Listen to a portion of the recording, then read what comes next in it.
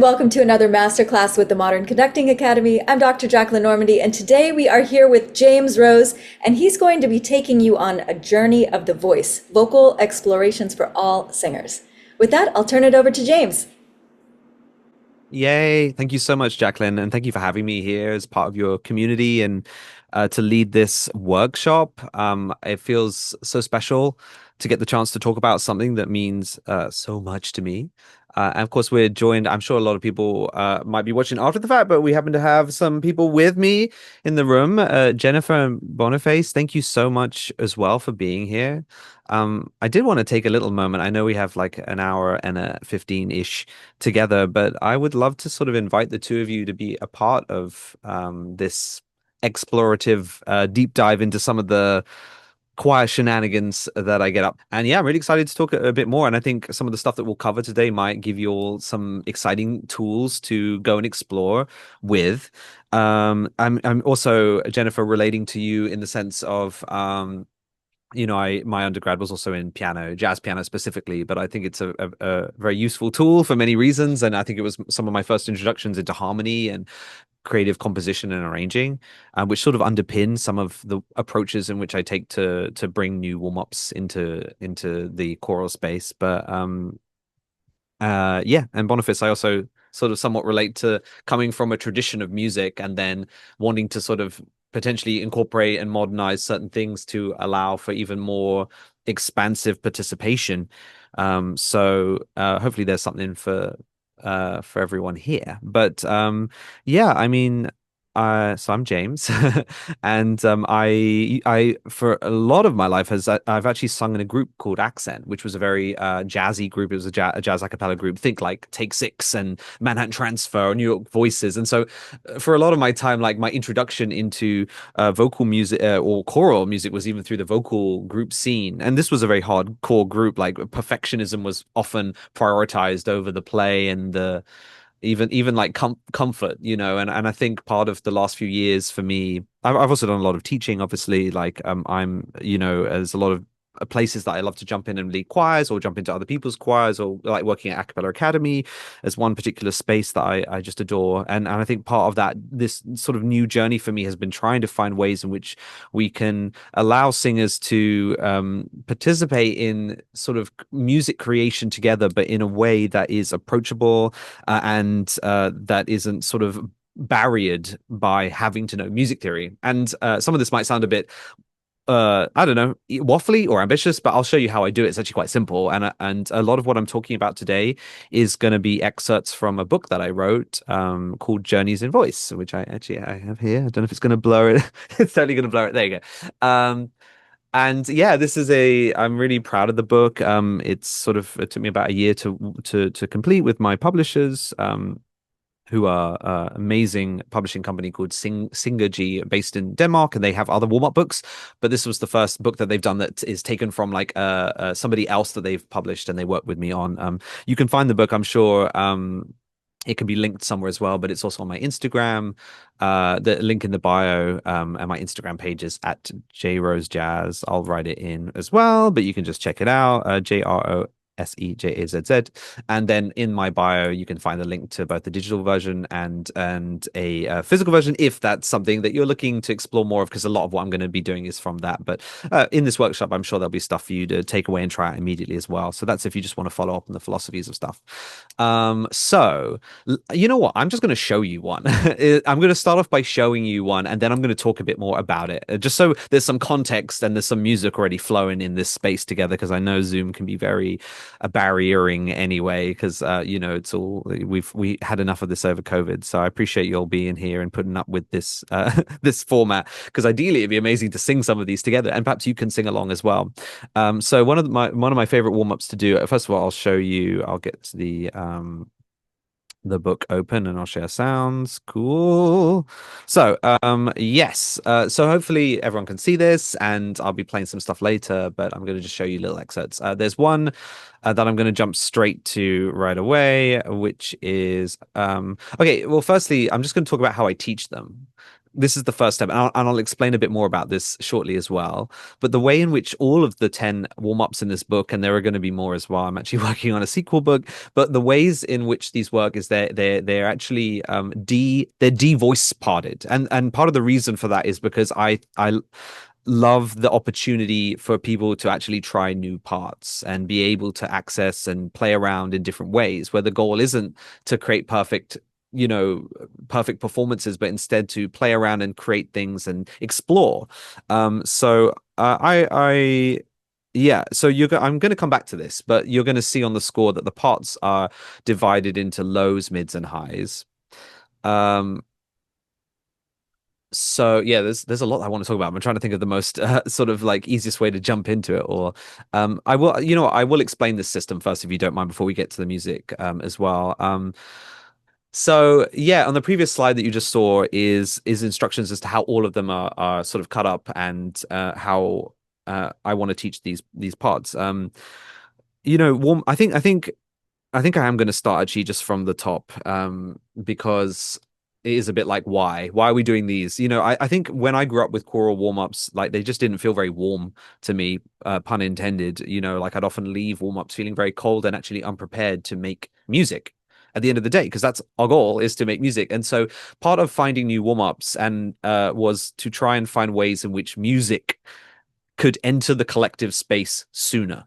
And don't get me wrong, like, so some of this is going to be pushing for a new approaches, but I'm definitely not against old approaches. Like, as I say, I'm not calling for the abolishment of soprano, alto, tenor, basses, voice parts, but I think during a warm-up part there's an opportunity to push against some of those barriers and allow people to step into parts that they might not normally sing as well. And especially as like a gender fluid individual as well, I've often found myself wanting to sing other parts, and often just inevitably parts are gendered by the way that we use them. And I have counted this. I'm sure you all have had experiences where everything is like super gendered, and I think there's just a liberty to starting to challenge that a bit, because I work a lot with queer choirs as well, and trans voice choirs, and I think it's just this old setup just isn't going to work for a lot of people. It's very exclusionary and often like really confusing and a bit awkward. And so I think I like SATB in that it's a pre-existing structure. So when I'm teaching these, I might start by going, hey, I'm going to use lows, mids, highs, but just because we all have the history of it, lows traditionally is going to be our tenors and our basses. If you've ever felt like you've been assigned that category, that's for you.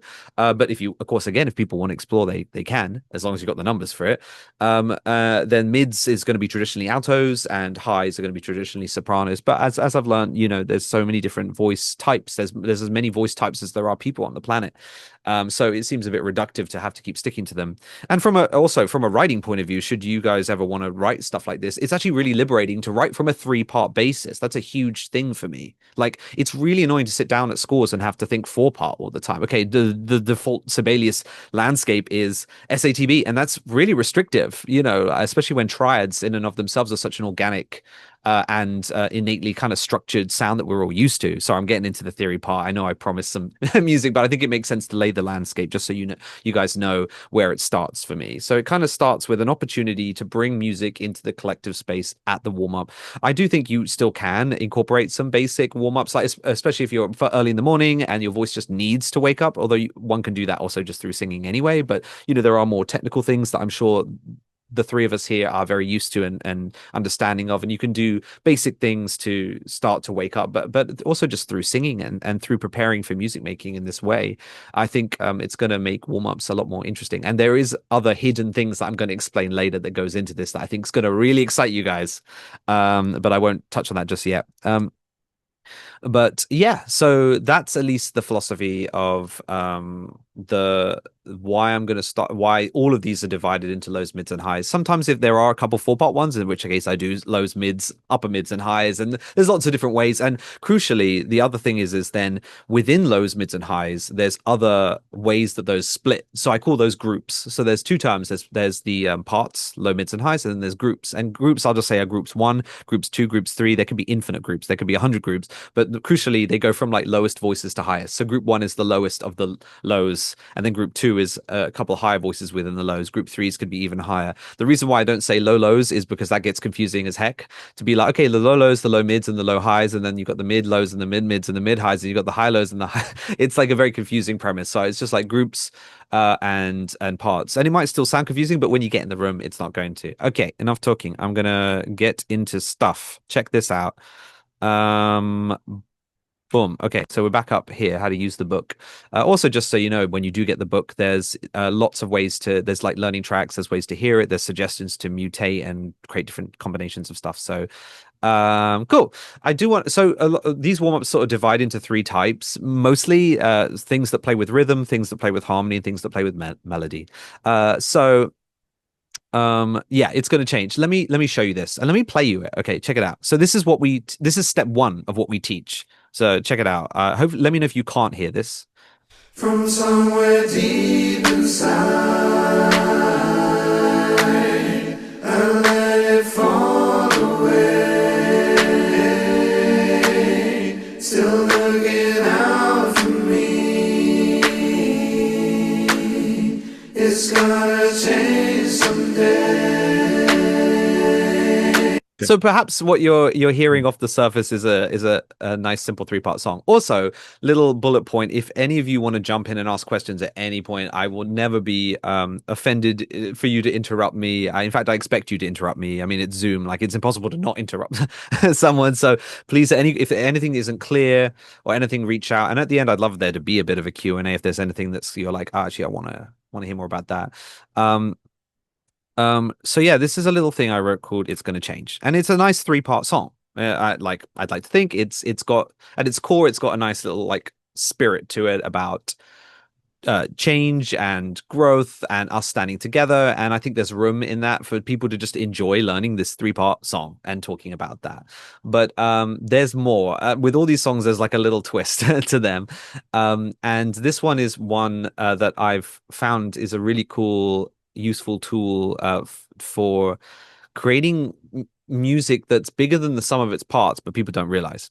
So what you do is, so you've got the low singing the low part, you've got the mid singing the mid part, and you've got the high singing the high part, right? Then what you do is you ask from each section, like, hey, I'm going to split each of you into 2 groups, and one of the groups is going to sing a little lower, and one of the groups is going to sing a little higher. That's group 1 and group 2. So can you like self-organize? Or maybe you already have, if you're like an advanced choir, you probably may already have bass 1, bass 2, and alto 1, and you could do that. But I think there's fun in letting people do it. And that's where the gray area starts to, in terms of voice parts, because the way that this will start to stack is that like actually some of the basses lows are going to sing higher than some of the mids in certain bits. So that's why it's kind of goopy, and I have no doubt that they will be able to do this very easily. Like the parts are written with that in sort of fluidity and adaptability in mind. So you divide them into 2 different groups. So you have lows, mids, highs in group 1 that's singing a little lower, and then those mid highs in group 2. But crucially, and they don't need to know much about this. You just do it, right? And then there's the next stage, and this is where things get interesting that I think you guys are gonna like, I hope. So the idea here is that group 2, so you do another run through this time, but group 2 is going to sing in a different key. And let's pause on that for a second. In a different key completely. So it's a bit like, huh? And the cool thing is you just need to give them a different starting note, because everyone's here from somewhere deep. So what I do here now is I'd get group 2. I'd be like, hey, group 2, just sing it in the new key, da, which is a 5th up, from somewhere deep inside. And they'll get it pretty easily. In fact, they could even stand together. Like it's the same thing in a different key. So they'll hear the chords. That's the beauty of relying on the human ear. And then they'll sing it in this new key. And you know, we as the directors can help them find that starting note, and we know that the key is a 5th up. It's actually starting on an E here, right, as opposed to starting on an A. Yes, so those 2 keys, eventually you can have the groups separated but sing them together, and they'll sound like this. Check it out. 2 keys. From somewhere deep inside,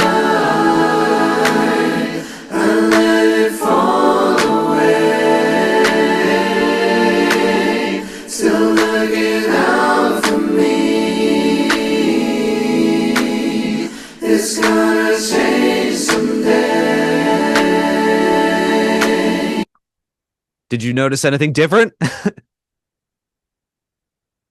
Hopefully. Unless you didn't hear it, in which case it would sound the same. Nothing.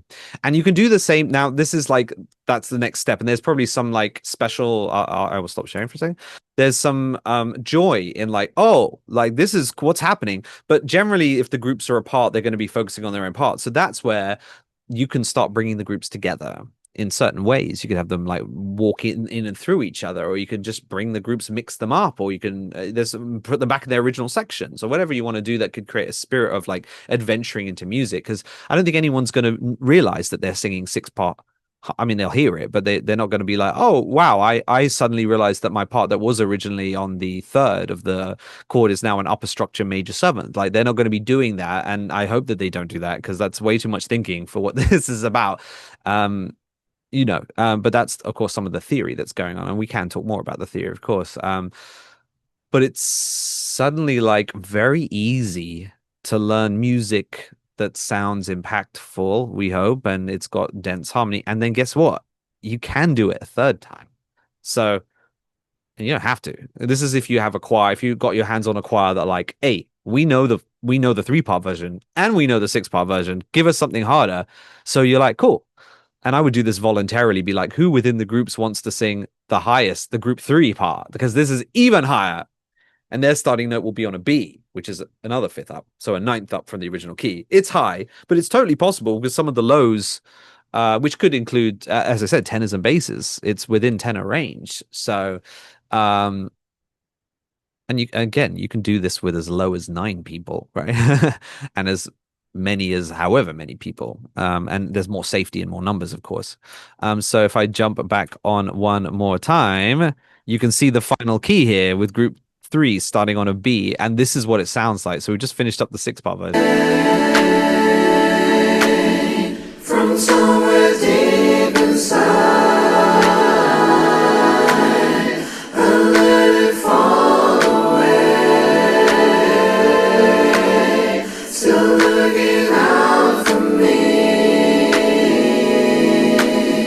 It's gonna change someday.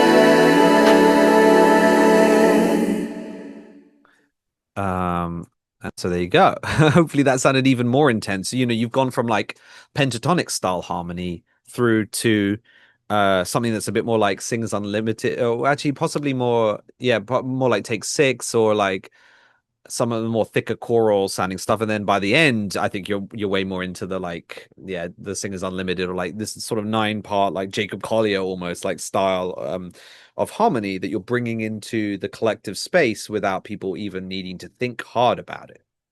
They're just doing it because they're singing a 3-part song in a different key. This was the first video I released that went viral and got 1 million views, which was very happy about, but also was indicative, I think, of like, oh, I think this is a kind of style of warming up that maybe people are hungry for, which is like that kind of like bring music in a way that's not sort of gated off, like you don't need to know the theory and stuff to sing that.